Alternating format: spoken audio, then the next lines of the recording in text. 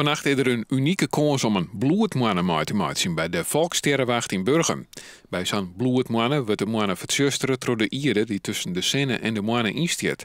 En de moannen kleuren dan reed. Komt omdat het rode licht uit het zonlicht, wat alle kleuren bevat, het langste intact blijft. De rest versluiert heel snel, blijft niks van over. En het rode licht blijft het langste bestaan. Dat zie je ook bij een zonsondergang. Dan is de horizon gewoon rood. En dat betekent dus dat het rode zonlicht, het rode bestanddeel uit het zonlicht, het langste blijft bestaan. Voor het publiek is er genoeg te zien. De verzustering en de verkleuring wordt het meer als een oeren. Mensen kunnen maar het bleed eeg naar de lucht zien, maar ook door de telescoop. Het is voorlopig de laatste keer dat het verschijnsel te zien is. Het gebeurt gewoonlijk 1 of 2 keer per jaar. Maansverduisteringen zijn geregelde kost.